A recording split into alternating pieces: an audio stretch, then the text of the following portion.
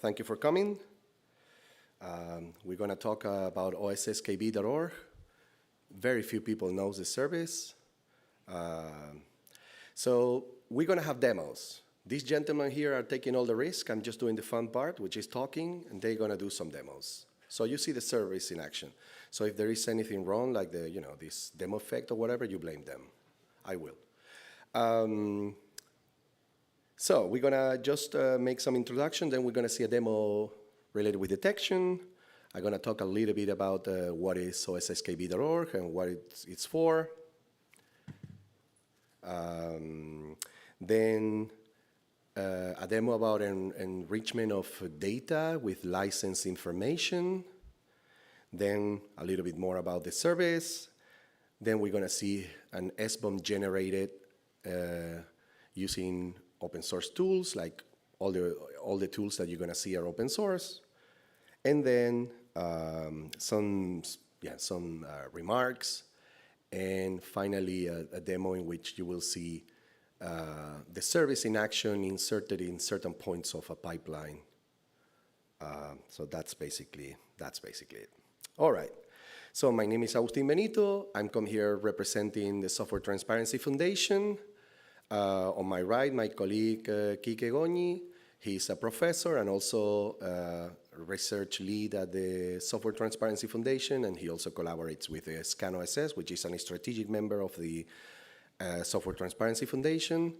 And we have here Matias Daloya, which works at ScanOSS. They will be doing the demos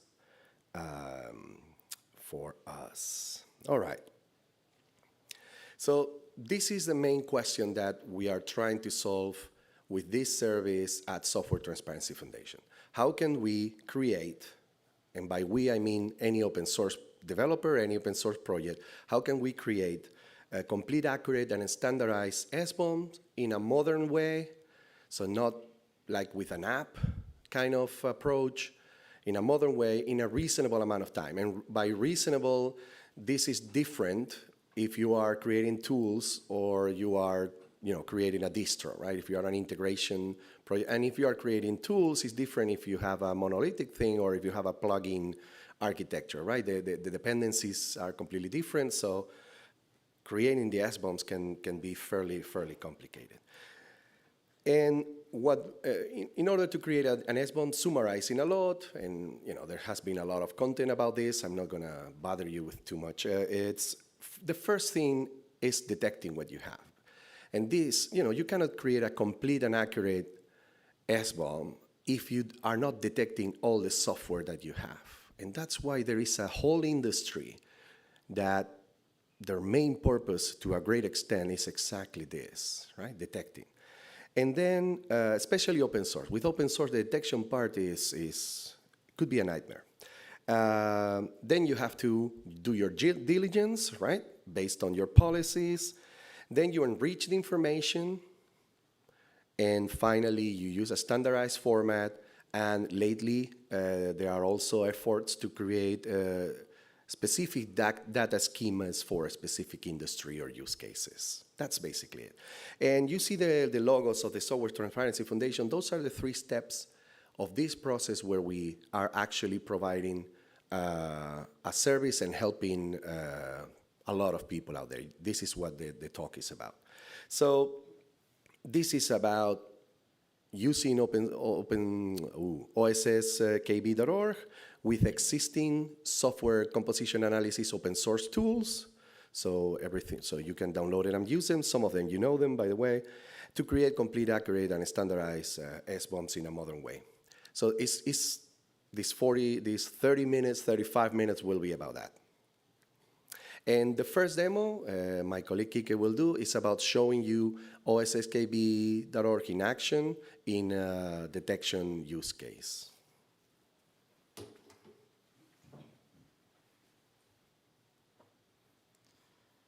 So I'm going to show you how easy it is to know what's inside your source code. So for this, we are going to use a tool named ScanOS.py. It's very, very easy to install it. I have it installed here, but you can install it. It's just only 3 words to install the tool. So I will start by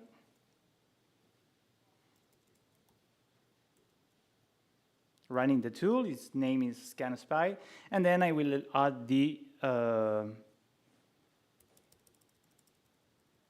scan. Oh, sorry. Huh? Oh. Oh, sorry, because I'm missing the. Okay. Sorry.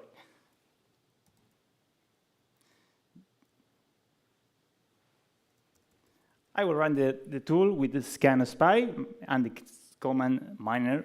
This is the folder where I have actually I have my source code. I will run it, and what it basically does, well, you can see it's pretty fast. The tool has finished until I can end explaining it. Well, the tool, what it basically does is just to send hashes from our source code, each source code. It sends to the osskb.org service for matching, and then all the results are back here in a raw JSON format.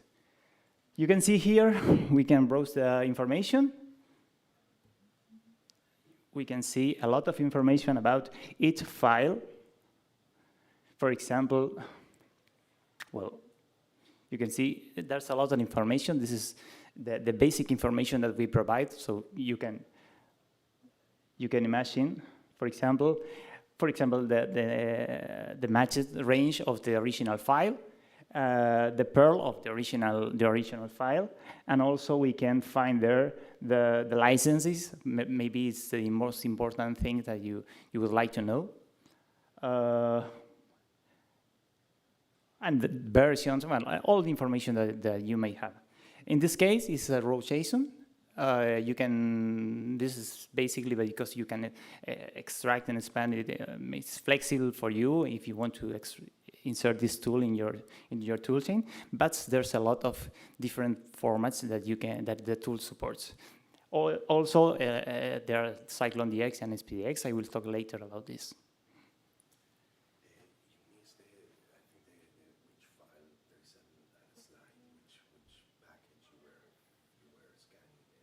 Oh, it's, well, basically, you can see there the PERL is this is, well, it's a ScanOSS package. This is basically it's a package from us.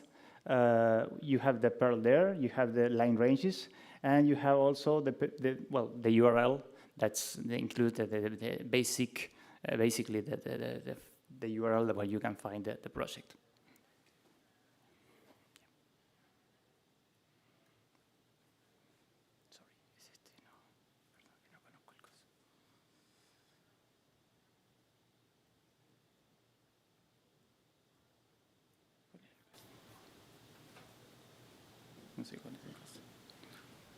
We are not Mac users. Yeah. And he has a Mac.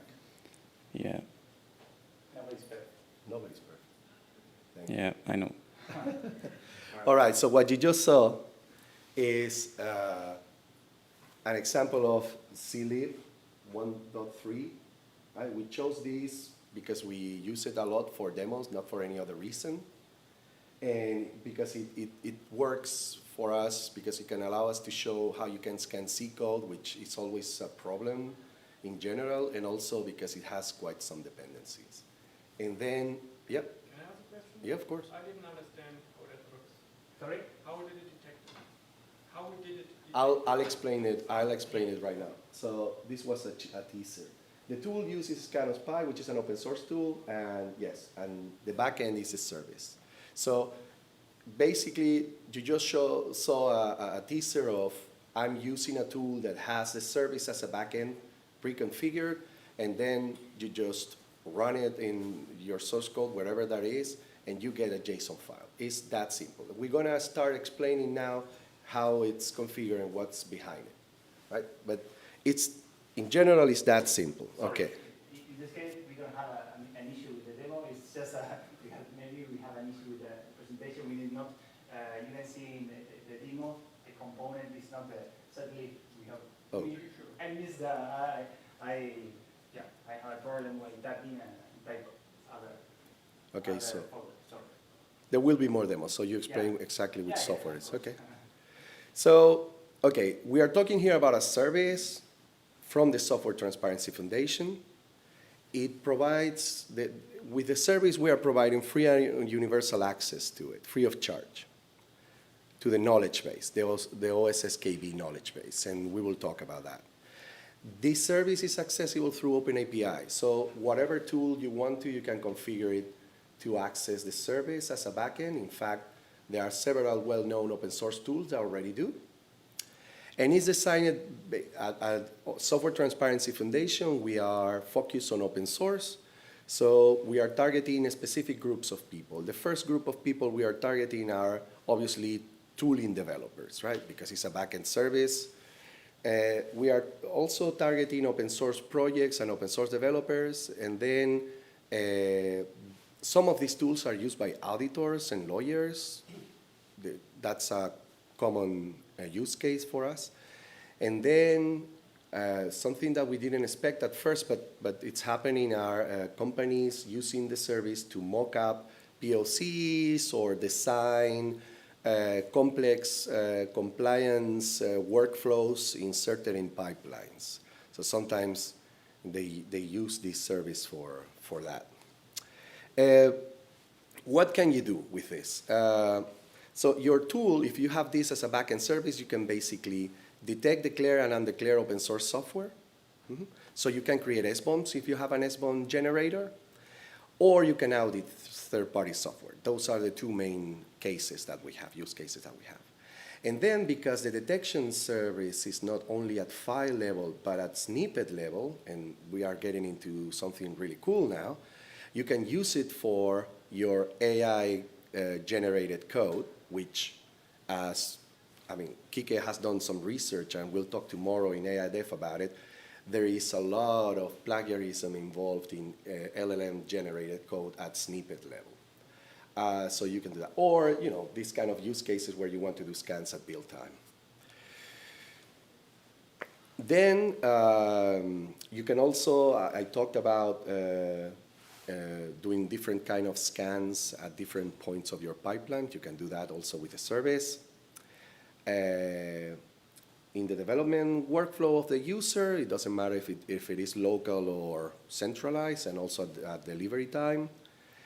And you can also enrich your information related with licenses. There is a metadata layer with information related with licenses in the service. And then getting very, very, very basic information about license compatibilities and also some vulnerabilities. But that is very, very basic. It's not our goal right now. Right now, our goal is more focused on detection and license compliance. Okay. So the whole idea is anyone can implement through the Open API the backend service. That's our goal as Foundation, having as many tools, open source tools as possible integrated. And some of the ones that are already integrated in different versions are well known, and some others are very rare, very niche for a very specific case. So I always put the most well known. If you are in Korea, you most likely know Foslight, because our member LGE is behind somehow that tool, and a lot of the open source projects that are based in Korea, they use Foslight. But in Europe, it's more well-known Fossology and ORT for dependencies, Fossology for licenses. If you are into embedded, you probably know FIA IDE, right? So I mentioned that you can plug the detection service at the development workflow. That could be the IDE directly. And then ScanOSS, which is behind the knowledge base, also has an open source tool suite. And obviously, all those tooling sets comes integrated. Oh, sorry, it's here. Yeah. We are growing really fast, which brings challenges. Anyone here that has run services, centralized services at scale, knows how challenging it is when your workloads start growing like crazy. So this is the phase that we are right now. We used to have, last year when I joined it, around 200,000 scanned files per week. Now we are in the range of 800,000, and we are growing. So we're going to for sure end the year with 1 million. We're going to hit the 1 million mark per week. And what we're doing basically at the foundation, one of our main targets, our main task is to guarantee quality of service. So, you know, when there is a lot of workloads, we have to do our stuff to make sure that we can guarantee some service to all, right? So, yeah. So the outliers part, detecting the outliers part is becoming the most challenging thing. I don't know why companies have this tendency of abusing everything that is free to the point that is ridiculous, but that's the stage where we are right now, of dealing with outliers. So yeah, we are learning a lot about networking and filtering and all kind of things that we are not particularly experts on, but we have to be in order to keep this up and running. All right, and for open source project that needs more bandwidth than what we can provide, because we have a limit range of 30K files per month, which is not a lot if you are, for example, if it's not enough if you are a distro, right? Or depending on which kind of project you have, then, you know, we have a special agreements, right? To make sure that the open source project can have access to our service without killing us. Okay. Now the demo you will see now, Kike will come back. It's going to use Fossology now.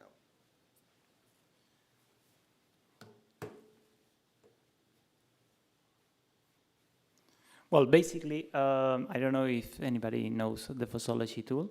It's basically a set of open source tools that are used to software compliance. In this case, I am going to, this is the main, well, the main, actually,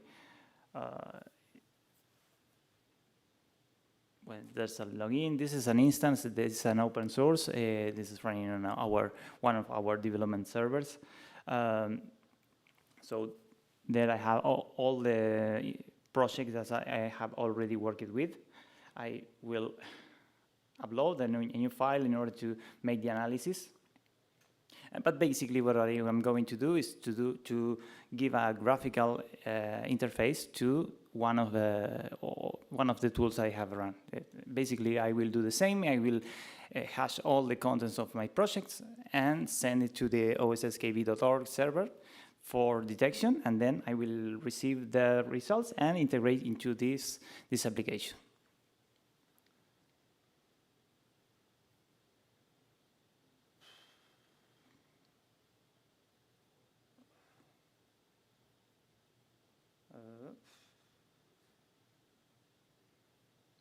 Sorry, I do not see a lot. No. It's fine, it's fine. I find it a very high resolution for my eyes. So then what I'm going to do is just to click on the Scanners toolkit and then let it run. I will upload. I have the upload here. And then I will go through the results. You can see here, this is all the information I have found. Are all the licenses information I found on each folder. I can go deeply and find there all the license detected for each file. And also, I can go through the information, because I'm going to show you the information that we have for that component and precisely for this file. And in this case, I have the match of a file. This is the original match. I'm matching the original file. If I would have received a snippet, I would receive here this line of ranges where the match took place. And, well, the original URL and also the path inside the project. And that is all. You can see that it's pretty easy, and you can use this information also with Fossology.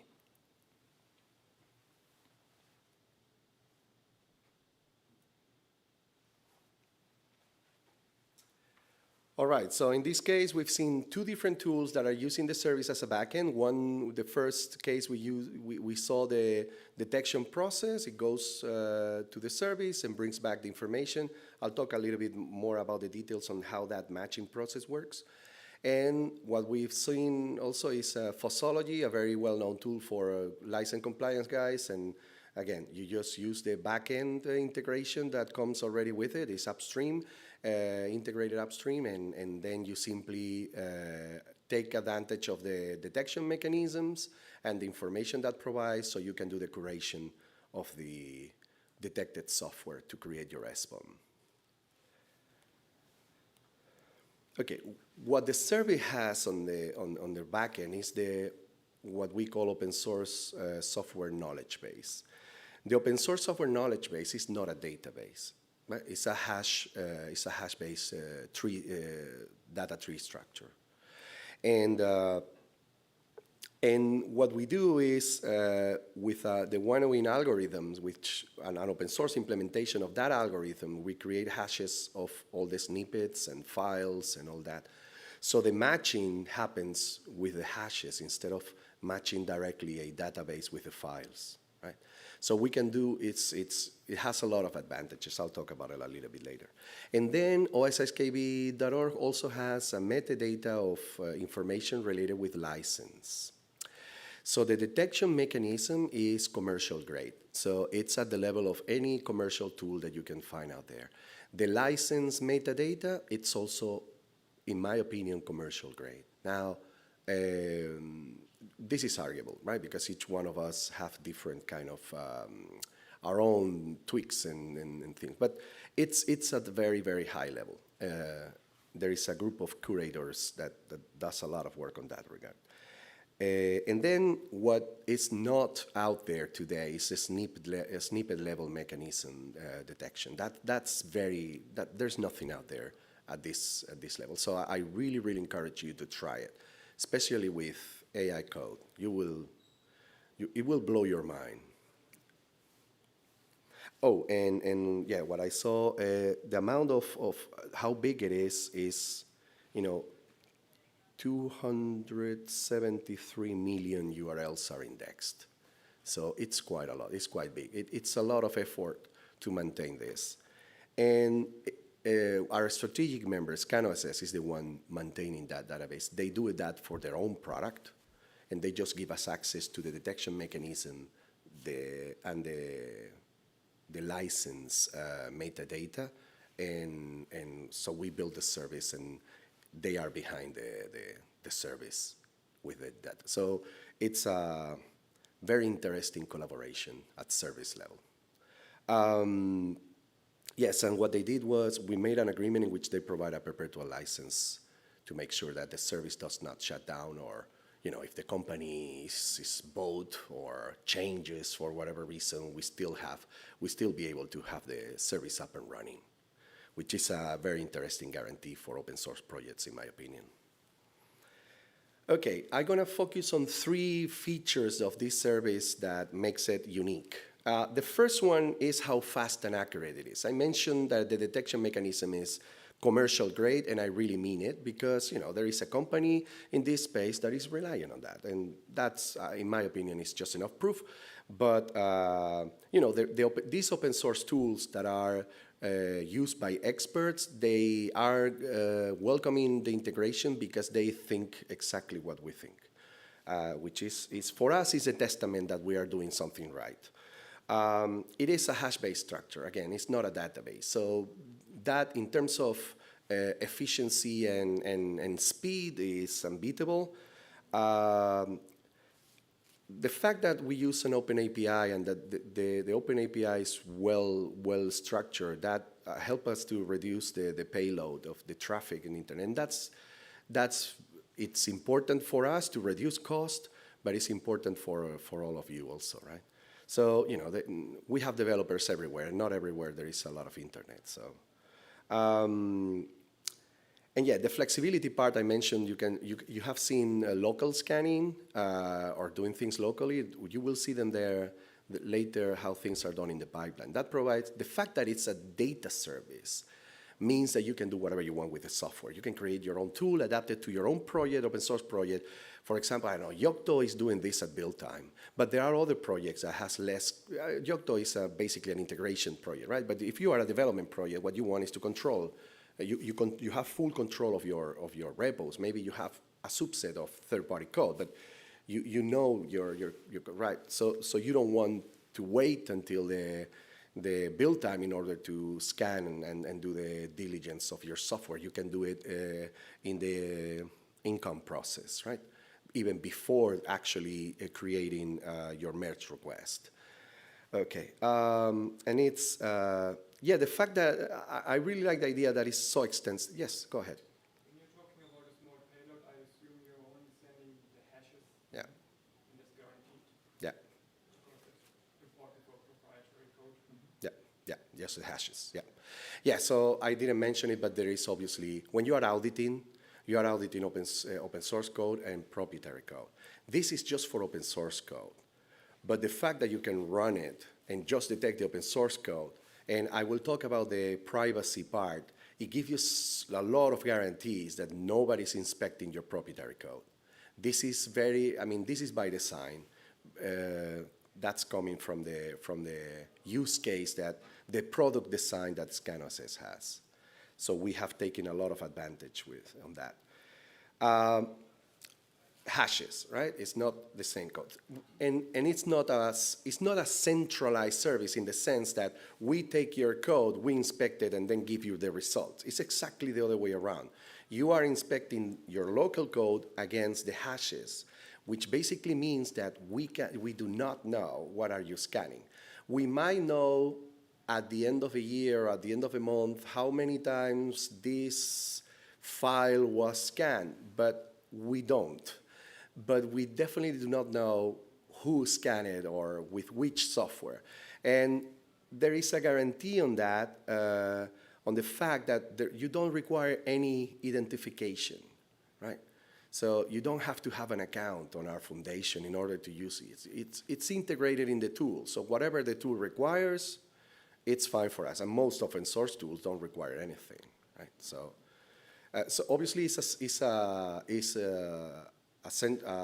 service, so we know the IPs, right? The IPs like every other service. So, but beyond that, we know nothing, quite frankly. And we restrict the information related with the IPs to the governing board of the foundation because it's very sensitive, and obviously the DevOps guy that works on it. Okay.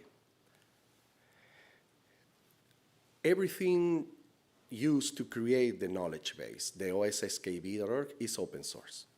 Everything, from the algorithms to the mining tool, from the engine to the knowledge base technology, everything is open source. Open API, everything to run the service that we are using at STF, at Software Transparency Foundation, is also open source. And the clients that you're seeing here and you have are also open source. It's not open data, right? That's a commercial knowledge base, right? But everything else is open source. And this is the part that I, as an open source guy, I consider more interesting, and this is something that we are promoting together with the usage of the service is, if you are a small project, you can have your software in a repo and your metadata associated to that software, maybe in YAML files or TXT files associated to the components. And then you can have also in your repo or in a specific repo your SBOMs. And that could be fine for you because through scripting you can create a tool that simply accesses that information and scans every commit against it, right? But if you are another kind of open source project, that won't be enough to create a service that your open source software developers can use. So the fact that the technology behind all these services is open source means that you as an open source project can create your own knowledge base that is basically ready for consumption at scale. And this is something that I find absolutely unique. So it's not that we provide a service, we provide the technology so you can create your knowledge base, and you have two options, basically. You can either make your knowledge base accessible to everyone through osskb.org, through us, because you don't have the resources or don't want to build a service, or you can build your own service under your own terms, right? For your own community developers. That's completely up to you. And now we're going to see the SBOM generation part. Well, as Agustin said, it's basically we are going to continue using the ScanOSPY tool. You can see that it's pretty easy to run it. I just only need to configure the output. We can configure the output as a CSV file, but in this case, as we are going to find, we want to get an SBOM directly. We are supporting two standards, CycloneDX and SPDX Lite. I will start with CycloneDX. I will repeat the same command, but in this case, I will set to dump the output to a file. Let's call it CycloneDX SBOM. And I will define the format with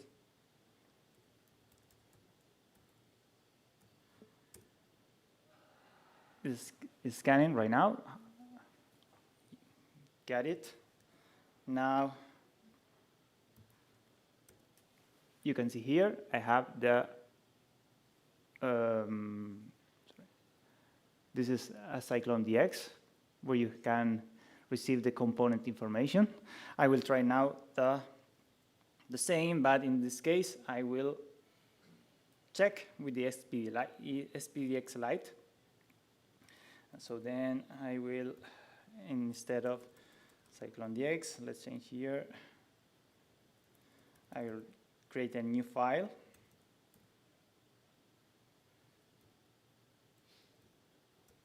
And then I will output it as a SPDX Lite format. And now, once it's finished, I will show you that it's OpenChain compliant. So now I'm going to run the validator, OpenChain tailco validator. This is a validator to prove that it's that is compliant with the SPDX. So in this case, I name SPDX. And you can see there the SPDX file is compliant with the standard. So you can use it. Can you show it? Yeah. What I'm going to show you right now, what I'm going to do is the SPDX. Then you can see the CycloneDX. Thank you.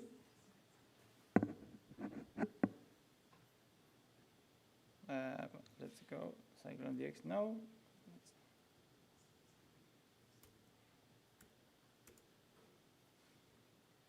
Okay.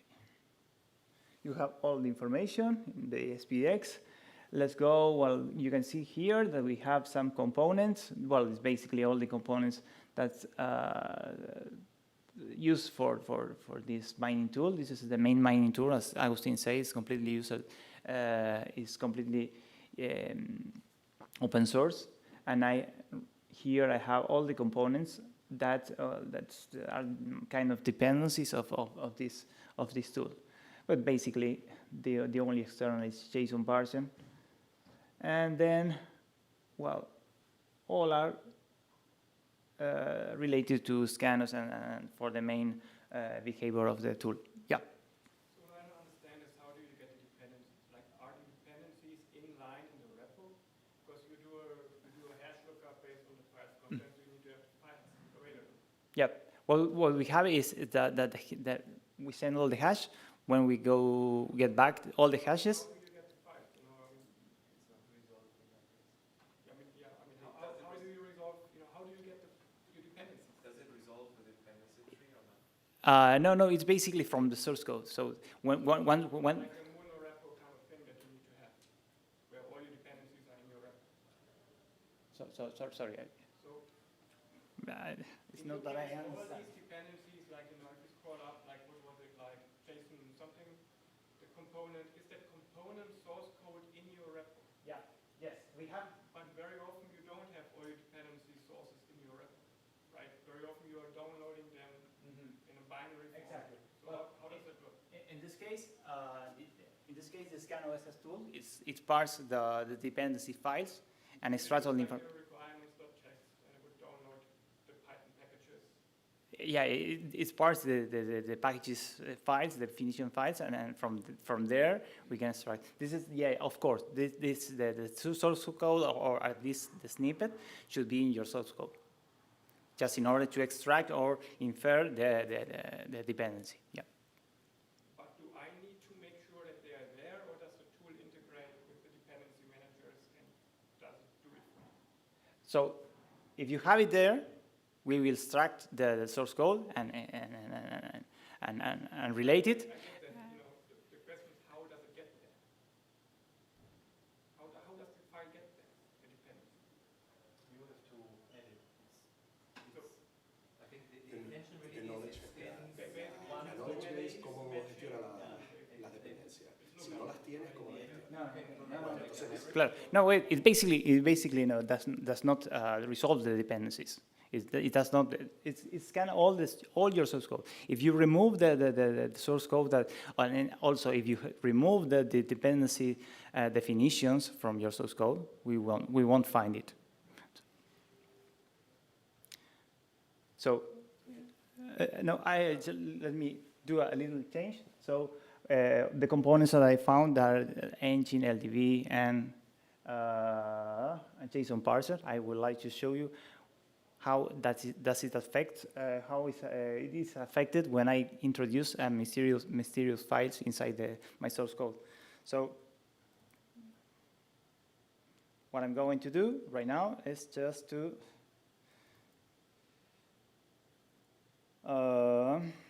copy this mysterious file, .js, into the folder I am scanning. I'm actually scanning. Now I'm going to scan it again and output it as repeat the test, basically. And output it as SPDX Lite. So now, sorry.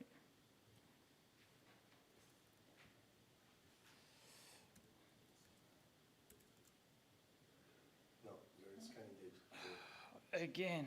Yeah, no, that's fine. Yeah, you have the SPDX. Okay, yeah. So this is the mysterious file. This is the component. I have inserted the file from view there, and I have all the information from that particular file. Yeah, go ahead. Sorry, I have more questions. The detection of the version, right? Because so you're hashing all the files of a project, and you know most of the time, you know, file doesn't change with different versions. So you know there must be some kind of algorithms to match it to a specific version. I mean that's I guess why you have some kind of tree structure behind the scenes. It changed.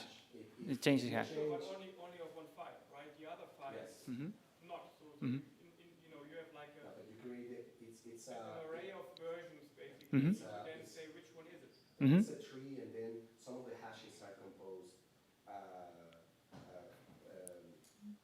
It's like a tree node, so you might not have a change in all your third level, but then the second level will change if one of the third level hashes change it. So at the end of the day, if you, for example, scan at file level and just a snippet change, or you scan at folder level and one of the snippets change, it will have a different hash. So it will But recognize. it's not the point. The point is how do you associate version to it? A version to it. Yeah, because Because you know this is not on a file level. This is on a package level, right? So no, this is a file. So you have a package like this one there, 2612, right? Let's say it consists of 3 files, foo1, foo2, foo3, okay? 2611, if you look at the delta between 2611 and 2612, only foo3 changed. So now you do your hash,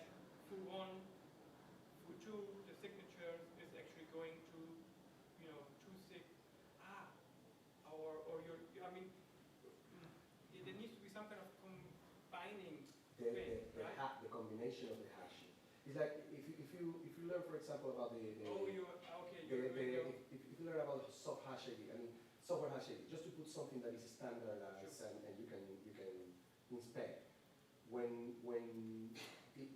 if you are looking at the identifier at, I don't know, release level or at folder level or repo level, that hash at repo level is an aggregation, in fact, of the hashes of, you go file, you go snippet, and then if any of these below changes, that one changes, and if that changes, for whatever reason, then the other changes too. So the indexing part, it's quite heavy. What happens when you have like a couple of header-only libraries in C, all in the same directory? Okay, C is obviously a very interesting ballgame, but with the winnowing algorithm, it's very, very good at detecting functional changes, and it works extremely well for us to detect C code and a lot of different combinations of things that happen. I mean, I'm not going to say it's perfect because we get some requests of, hey, this is not correct once in a while, right? And the more it's used, the more we get. But it's commercial grade. It's extremely good. I mean, the customers nail it, break it for years. So I challenge you to try it and give us feedback because it's actually well proved. And C, we show C code for that reason, not because the other ones are easier. Let's go. Yeah, we don't have much time, and the demo with pipelines is the good one. In fact, we don't have time. Okay, so I'm going to run. So the idea is that our foundation has a common purpose with open source software projects, which is help them to create SBOMs. Right now, it's not happening. It's just too complicated. There are plenty of mature open source projects that are trying to do that. It's still not there. So the common purpose is that one. So, and then what this service tackles is three, but especially one, the detection part, one of the most fragile steps of reaching a point where you can actually create SBOMs in minutes. Or, depends on how long the curation takes, but it's on the curation part, right? Not on the detection part. And the other thing that I will do is that the foundation has open source values, right? So what we are trying to provide is a service that responds to that to the maximum of our capacity. And then let's go with the final one. You're going to have to be quick, Matthias, sorry. So yeah, can you explain exactly what you're going to show? Yeah. Okay. Hey everyone. So real quick, I don't want to go over the schedule. So as Kike showed, we have a lot of open source tools that are leveraging OSSKB as a standalone tools. So you can plug them into different pipelines. And now something that we've been working at ScanOSS is trying to have an opinionated way on how you can plug that into a typical developer workflow. So going a little bit faster, you know that we usually work at our local machines. We try to commit code to source control. And that's the point, the first point that we want to address this kind of undeclared components. So what we have created is basically a pre-commit hook that you can install on your repos, and that will basically do is just to scan using ScanOSS Spy actually in the background against the OSSKB, and if it finds any undeclared component, it will throw an error, prevent the commit, and prompt you to take action on that. So if I try to add some well-known open source component, if I try to commit it, as you can see, it will trigger a scan, and it will, of course, fail because it detected one file that contains potential open source software. So as you can see in the below the table, you can see that it's prompting us to run ScanOSS CC, which is the next tool that I want to introduce today, which is basically a lightweight UI where you will find a nice visualizable way of seeing the undeclared components. So on the left-hand side, we have the local file that we are scanning against, and on the right-hand side, we have the remote file that was matched against. So you have a couple decisions here that you can take, which is you can include the component, so you're identifying that that's the right component. You can either dismiss it, or you can even replace them with another component that you might know that is the actual good component. So even if I don't take any actions on it, the pre-commit hook will still fail and will keep preventing the commit from happening. But if, for example, I try to include the file, so include without comments, and I save, I quit, and now these decisions are going to be stored in what we call the scan.ss.json file, which is basically a file where all these decisions are going to be recorded. And when you run a scan against scan.ss.py or other open source tools that use OSSKB, the decisions are going to be taken into consideration for each future scan. So if I now update the scan.ss.json and try to commit again, the pre-commit hook will pass and will let me do the push. And this takes us to the last step in the typical developer workflow. So we usually, after a commit, we open a pull request, and that's where the GitHub action that we developed comes into play. So let's say that we open a pull request and we trigger an action that is going to also use scan.ss.py in the background, run a scan, and we have some configuration that can be done to check for undeclared components, copyleft licenses, and so on. So as you can see, one of them just failed, which is fine, which is the copyleft one. So we are going to be presented with some nicely formatted information. In this case, is this component, which has this copyleft license, and we have also a quick link to the SPDX URL. In this case, the code scan just passed because we also included the component, so that's also fine.